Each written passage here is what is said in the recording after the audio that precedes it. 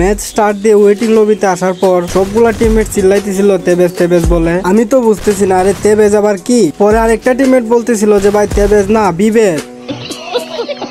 তো বিবেজ পড়ছে তো কি হয়েছে, তো চিল্লাচিল্লি করার কি আছে? তো আমি নেমে একটা গাড়ি নিয়ে মার্স ইলেকট্রিকে টোকেন কালেক্ট করতেছিলাম, আর এদিকে দেখি বিবেজ নেহা কারে জানি মেরে চাঁদের দেশে পাঠিয়ে দিয়েছে। তারপর আর একটু পর দেখি প্রুরুবেলও কারে জানি মেরে চাঁদের দেশে পাঠিয়ে দিয়েছে। দুইটা বিবেজ একই ম্যাচে। এই জন্যই তো আমার টিমমেট গুলো ওয়েটিং লবিতে চিল্লাচিল্লি করতেছিল। যাই হোক, আমি টোকেন কালেক্ট করতেছিলাম আর আমার সবগুলা টিমমেট কে বলতেছিলাম টোকেন কালেক্ট করার জন্য। তো আমার টিমমেট টোকেন কালেক্ট করছিল ঠিকই, কিন্তু সেটা আমার টিমমেট কে না দিয়ে আসছে এনিমিরে। তো একজন টিমমেট এনিমিরে টোকেন দিবে আর একজন টিমমেট এনিমিরে টোকেন দিবে না, সেটা কি হয়? তাই আমাদের আরো একজন টিমমেট এনিমিরে টোকেন দিয়ে আসলো।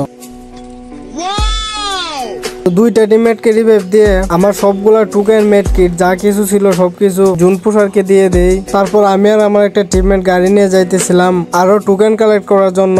ক্যাপটাউনের উপর যাওয়ার পর দেখি একটা গাড়ি দিয়ে এনিমি যাইতেছিল ক্যাপটাউনের দিকে, আর আমি যাইতেছিলাম উপরের দিকে। তো এনিমির গাড়ির সাথে আমার গাড়ি ধাক্কা খাওয়ার পর গাড়ি ঘুরে যায়, আর ঘুরার পর দেখি ওই গাড়িতে একটা না চারটা এনিমি ছিল। তো সবগুলা এনিমি গাড়ি থেকে নেমে আমাদের সামনে দাঁড়িয়েছিল, আর সবগুলা এনিমি একসাথে গাড়িতে ফায়ার দিয়ে গাড়ি পুড়িয়ে দেয়, আর আমার টিমমেটকেও মেরে দেয়, আর গাড়ি থেকে নামার পর আমাকেও মেরে দেয়।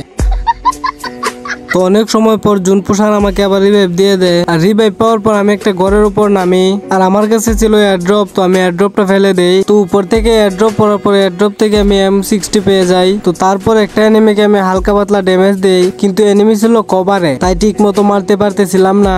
আর জুনও ছোট হয়ে আসছিল, তাই ওই ঘর থেকে নেমে আমি সেফ জোনের দিকে যাইতেছিলাম, আর একটা এনিমি আমার পিছন সেফ জোনের দিকে আসতেছিল, আর আমার একটা টিমমেটও সেফ জোনে যাওয়ার জন্য দৌড়তেছিল, আর পেছন থেকে একটা এনিমি আমার টিমমেট কে নক করে দেয়। তো জুন ছোট হয়ে আসার কারণে এনিমির সাথে আমি ফাইট করিনি, আর ফাইট করলে আমার টিমমেট কে বাঁচানো সম্ভব না, আমার কাছে মেড কিট ছিল না। ঘরের উপরও একটা এনিমি, আর ওই এনিমিটা আমাকে অনেক ড্যামেজ দিয়ে দেয়, তাই আমি দৌড়তেছিলাম। এনিমির সাথে ওর টিমমেটও রাশ দিয়ে দেয় আমাকে মারার জন্য, আর আমার কাছে মেড কিট না থাকার কারণে দুইটা এনিমি রাশ দিয়ে আমাকে মেরে দেয়।